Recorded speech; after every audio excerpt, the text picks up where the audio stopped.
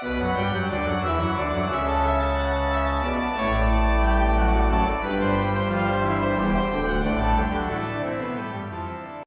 to the deep dive. Today we're tackling something pretty fundamental, a concept that sounds abstract, maybe, but it's really shaped Western thought, philosophy, theology for millennia. We're talking about the universal. Yeah, it sounds academic, but think of it like this. For centuries, the universal was seen as the key, the sort of conceptual window onto what's truly real, with a capital R. The eternal pattern behind things, the perfect form. Exactly. The super-sensible archetype. It was how you grasped unchanging truths, even the nature of God itself. And you can't really talk about big ideas like justice or beauty or, crucially for theology, the identity of Christ without first figuring out what you mean by universal. And our sources highlight something fascinating. They often say the first 1,000 years of Christian theology is just saturated, absolutely imbued with the spirit of Plato. Right. So Christianity kind of grew up inside this Platonic framework. That's a great way to put it. It was like its operating system. So our mission today is to trace how that definition of the universal evolved. We'll start with that early church Platonic realism. Okay. Move through the medieval shifts, Aristotle versus nominalism. One big split. Yeah, and then land in the postmodern era where things get really interesting and the universal is almost reinvented as more of a dynamic symbol. All right, let's dive into part one then, those patristic foundations. Early Christianity emerges in this Hellenistic world steeped in Plato. Correct. And the core idea was that there's a permanent, stable reality kind of hiding behind or beyond the messy, changing world we experience every day. And you connect with that deeper reality through ideas, through concepts. Plato's famous analogy comes to mind, the circle in the sand. Perfect example. You draw a circle, it's wobbly, imperfect, but you and I, we both grasp the perfect concept of circularity itself. That perfect form, Plato argued, exists in a higher realm, and it's actually more real than the sandy drawing. So realism, with a capital R again, the belief that our concepts correspond to these real external forms. Foundational. Absolutely foundational. And this wasn't just philosophical navel-gazing. This realism became the actual framework for deciding Christian orthodoxy. It really came to a head during the Arian crisis, the big Trinitarian debate. Oh, absolutely. That was the flashpoint. The church basically had to grab onto Platonic language to defend its central belief about God and Christ. Because Arius was saying, Arius emphasized God's absolute oneness, the divine monad, monos.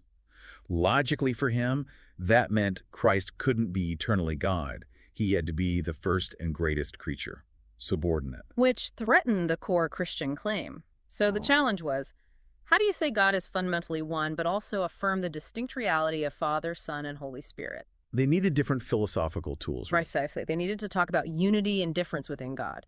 So the Cappadocian Fathers, building on the Council of Nicaea, they went into Plato's toolbox and pulled out two different kinds of universals. Okay, what were they? First, they used ousia. Think of it as substance or being. This safeguarded the essential unity of God. One divine ousia. One divine nature. Got it. But then, to account for the Father, Son, and Spirit as distinct realities within that unity, they use hypostasis. Which is often translated as person, but it's technically more like. Yeah, person carries later connotations. Back then, it functioned like a lower-level universal, something that allows for concrete, distinct instantiations within the overarching universal substance, the ousia. So one ousia, three hypostases. A way to preserve both monotheism and the Trinity using existing philosophical language. Exactly. It was a high-stakes move, using Greek philosophy to define Christian doctrine. Some were definitely wary. A Trojan horse, maybe? Some feared that, yeah. But it cemented this realist idea. Our mental concepts, our ideas, are supposed to mirror these eternal universals. Therefore, orthodoxy wasn't just having the right opinion, it was having the correct mental image, the one aligned with reality. Which means heterodoxy, holding a wrong belief. It wasn't just a mistake. It was seen as a sinfully incompetent travesty of the real.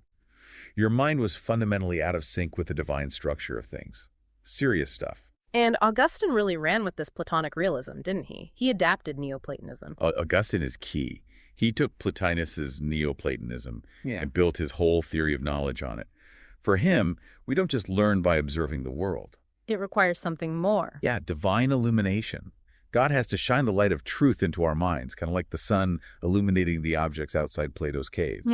Knowing truth, for Augustine, means participating, sharing in the contents of the mind of God. Wow. So the universality of our concepts like justice or humanity is guaranteed because they're grounded directly in God's eternal ideas. That's the Augustinian picture. Yeah. Very top-down, very realist. Okay, so that sets the stage. For the first millennium, roughly, the universal is the stable concept reflecting eternal forms, maybe even eliminated by God. But then things get complicated in the Middle Ages. Very complicated. The rediscovery of Aristotle's full works in the West threw a massive spanner in the works. It sparked the medieval problem of universals, basically. Where do these shared concepts like dogness or redness actually exist? And two main camps emerged, right? Broadly speaking, yes. You had exaggerated realism on one side, trying to hold on to the Platonic idea that universals have some kind of real existence outside of individual things and outside the human mind. Like the form of dog exists independently somewhere. Sort of, yeah. And then you had the other extreme, nominalism, from the Latin nomen, name. They argued universals are just words. Essentially, just labels, convenient linguistic tools maybe, but not corresponding to anything real outside the mind. Just flatus vocis, a puff of air, a sound. Figures like Rosalind, later Peter Abelard, wrestled with this. But if universals are just names, wouldn't that undermine knowledge? How can we talk meaningfully about humanity if it's not a real shared quality? That was exactly the criticism. It seemed to lead to total skepticism, which is where Thomas Aquinas comes in, attempting a grand synthesis. Aquinas, bringing Aristotle into the Christian fold. What was his solution? Moderate realism. That's the term, yes. Aquinas, drawing heavily on Aristotle, proposed a middle way. He argued the universal isn't just out there or just in the mind. It's abstracted from the particular things we experience through our senses. So I see lots of individual dogs, and my intellect abstracts the common dogness. Exactly. So the universal exists, in a way, before the thing, as an idea in God's mind, the ultimate archetype, in the thing as its specific form or nature, and after the thing, as the concept abstracted by the human mind. That feels more grounded in experience, less reliant on just pure forms or divine light. It was a major shift. Crucially for Aquinas, knowledge isn't solely about receiving illumination. It happened through the judgment, the act of the intellect, combining the particular thing sensed, the specific dog, with the universal concept abstracted dogness. This is a dog. So the human mind plays a much more active role in constructing knowledge from experience. A much more active natural role. It's the ordinary operation of the human intellect, not necessarily needing constant divine intervention for basic knowledge. But Aquinas' synthesis, elegant as it was, didn't settle the debate for good. Enter William of Ockham. Ockham, the game changer. A radical nominalist. He was deeply suspicious of universals, seeing them as unnecessary clutter. Occam's razor, right? Don't multiply entities beyond necessity. And he applied that razor sharply to universals. He did. But his driving force was theological, emphasizing God's absolute freedom and power, the potentia absoluta. God, for Occam, is so radically free that he isn't bound by anything, not even logic or eternal forms or essences in the way Aquinas understood them. Creation is utterly contingent, dependent solely on God's will. What does that do to the idea of a stable connection between our minds and God's reality? It severs it. Occam effectively denied the traditional analogy of being, the idea that because both God and creatures possess being, albeit differently, our concepts can genuinely, if imperfectly, grasp something of God's nature, if universals aren't real bridges. Then our concepts are just human constructs. Pretty much. And this has staggering implications, especially for ethics. Right. If there's no shared universal goodness that our reason can tap into, mirroring God's reason, then how do we know what's right or wrong? Exactly. Occam's view leads straight to the idea that moral laws aren't based on some eternal, rational nature of goodness that God adheres to. They're good only because God commanded them. So the sources suggest Occam implied that things we see as intrinsically wrong, murder, adultery, theft, could theoretically have been deemed good by God if he had simply willed it differently. That's the radical conclusion, yes. There's no inherent wrongness accessible to reason alone. It's purely about God's sovereign choice. This is the classic formulation of divine command theory. Wow, that's destabilizing. Hugely destabilizing. And you can trace the fallout. This nominalist skepticism about reason's access to divine truth helped fuel the Reformation's emphasis on Scripture alone, sola scriptura, as the only reliable anchor. and it arguably contributed to the much later postmodern questioning of all absolutes. So Occam's incredulity towards universals wasn't just a medieval debate. It planted seeds for modernity and postmodernity. You could definitely argue that. It set the stage for a very different understanding of reality, knowledge, and God's relationship to the world. Which brings us, interestingly, to the modern era, and a sort of paradox. Pope Leo XIII tries to revive Thomism in the late 19th century to combat modern secularism, but finds Thomism itself has split. Right. The Neo-Thomist revival wasn't monolithic. By the 20th century, you had at least two major and largely incompatible interpretations of Aquinas vying for dominance. Okay, let's break those down. First, the more conservative wing, the philosophy of the concept. Yeah, often associated with figures like Jacques Maritain. This interpretation leaned heavily on the Aristotelian side of Aquinas, particularly as filtered through later commentators like Suarez. The core idea here is that reality is contacted directly through the concept. The mental idea itself is the point of contact. Exactly. And crucially, the concept stands in what they called a univocal adequation with reality outside the mind. Univocal adequation. Sounds technical. What's the simpler version? It basically means your concept is a clear, direct, one-to-one representation of the thing itself, like a reliable photograph. There's essentially one correct way to conceptualize a given truth. It offers clarity, stability, certainty. Okay, a very direct link between mind and reality via the concept. But the other side challenged this, the philosophy of the judgment. Big time. This is often called Transcendental Thomism, pioneered by Joseph Marischal. He went back to Aquinas too, but focused more on the metaphysics of existence and the dynamic act of the intellect, and he brought Aquinas into dialogue with Kant, the philosopher who emphasized the turn to the subject, how our minds structure experience. That seems like an odd mix with Aquinas. It was a bold synthesis. Marshall argued that the concept isn't the final point of contact with reality, it's just an intermediate step, a tool. What truly reaches for the absolute real is the intellect's underlying drive, its dynamism. Marischal called it an intellectual eros, a striving towards being. And this drive culminates in the judgment, the affirmation, this I is real. So the concept gets demoted. It's not the stable mirror anymore. Precisely. For Marischal and his followers, concepts become relativized cognitive constructs. They're shaped by our historical moment, our culture, our language. They're necessary tools, but they aren't the direct pipeline to reality itself. The underlying drive to truth is universal, but the conceptual expressions are relative. So that's the crack in the door for pluralism. Exactly. This was the philosophical engine behind theological pluralism. If concepts are historically conditioned, then maybe different theological systems using different conceptual frameworks could both be valid ways of expressing insights about the same underlying divine reality, even if they seem contradictory on the surface. A huge shift from the one right concept idea. Monumental. And you see the practical theological payoff in someone like Karl Rahner, a major figure influenced by Marischal. How did Rahner apply this? Take Christology, for instance. Well, instead of starting with a fixed, static concept of human nature, like the one implicitly used at the Council of Chalcedon, drawing on this dynamic view, redescribe human nature as fundamentally an infinite openness, a capacity dynamically oriented towards God. So Christ's humanity isn't just about possessing a fixed nature. It's about being the absolute fulfillment, the total realization of that inherent human drive and openness towards the divine. It reframes the whole discussion. And he did something similar with the concept of grace, moving it from an add-on to something intrinsic. Yes. The older view often treated grace like a supernatural gift added onto a self-contained human nature. Rahner argued grace is more like an a priori formal object, a kind of built-in horizon, an unthematic orientation towards God that conditions all our knowing and freedom from the start. It's woven into the fabric of existence, not just sprinkled on top. You can really see how shifting the understanding of the universal from static concept to dynamic judgment ripples through core doctrines. Absolutely. Changed the landscape of 20th century Catholic thought. Which leads us to part 4, the postmodern scene. Postmodernism generally critiques universals, right? Seeing them as tools of power, imposing sameness, erasing difference, totalizing meta-narratives. That's a common critique, yes.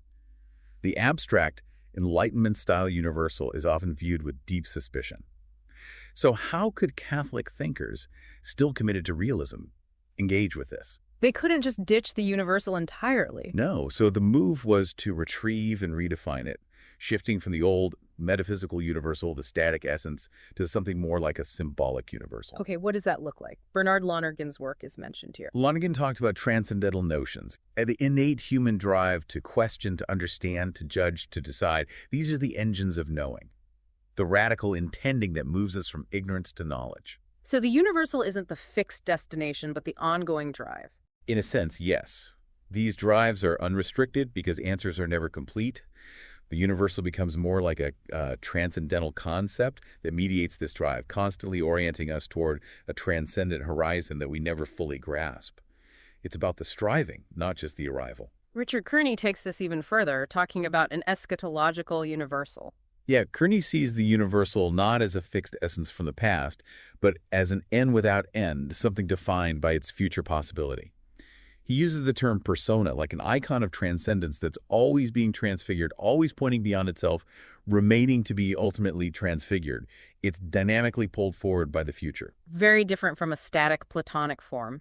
And this new dynamic universal also has ethical teeth. Edward Schillebeeckx argued it must be partisan. That's a provocative term, but yes. Schillebeeckx insisted that any genuinely universal claim today must actively counteract the historical tendency of universals to be co-opted by the powerful, meaning it has to be non-discriminatory, transformative, and explicitly embody a preferential option for the poor. It has to challenge power structures, not reinforce them. It can't just be the voice of the white, male, Western, Eurocentric perspective claiming universality. Which connects to the concerns about imposing Western concepts like human rights globally. Precisely. Thinkers like Raman Panikkar and Aloysius Pyrrhus urged extreme caution here. Panikkar famously suggested that instead of imposing the Western concept of rights, perhaps in an Asian context, the concept of dharma, which emphasized duty, cosmic order, the whole web of reality, might be a better homeomorphic equivalent. A functional equivalent that respects the local context, rather than a direct translation that imposes an alien ideology. Exactly. It highlights the need for the postmodern universal to be deeply sensitive to particularity, to context, to avoid becoming just another tool of ideological limitation. It's quite a journey, from Plato's eternal forms through medieval debates, modern splits, to these dynamic, symbolic, even partisan universals. It really is. But what's remarkable, as our sources point out, is that despite all these huge shifts in how the universal is understood, two core commitments seem to persist in Catholic thought. What are those constants? First, theological realism. Underlying all of it is the belief that there is a real, mind-independent, transcendent reality God, the absolutely other that we're oriented towards. That hasn't gone away. Okay, a commitment to objective reality. And second, the conviction that human beings do have the capacity to genuinely connect with and affirm this transcendent reality through our minds, through concepts, however those concepts are understood, whether as stable mirrors or dynamic symbols. So the window might change shape and material, but the belief remains that there is a window and there is something real beyond it to see. That's a good way to put it. This evolving understanding of the universal, especially the postmodern symbolic turn, has been called a vital aid for theology's dialogue with contemporary culture. It allows for engagement without demanding adherence to rigid, potentially oppressive, older frameworks. But it leaves us with a pretty significant loose end, doesn't it? A central tension. Absolutely. And it's a tension that goes way beyond theology. It touches everything. If the universal is now understood as dynamic, symbolic, culturally mediated, even partisan, you have to ask, is the goal now intellectual discovery uncovering timeless truths? Or is it more about creative invention shaping and reshaping symbols and meanings to meet current ethical, political, or cultural needs? Is the universal statically constituted by eternal truth, or dynamically constituted by our ongoing interpretation and striving? That's the knife edge. Yeah. Because how you answer that affects how you view everything from moral norms to social institutions. Are they grounded in something fixed, or are they perpetually under construction relative to our current projects? Finding the right balance between acknowledging eternal truths and embracing dynamic cultural expression, that seems to be the ongoing challenge. It's arguably the central challenge for contemporary thought, inherited directly from this long, fascinating evolution of the universal. Resolving that tension, or learning to live within it creatively, is the task ahead.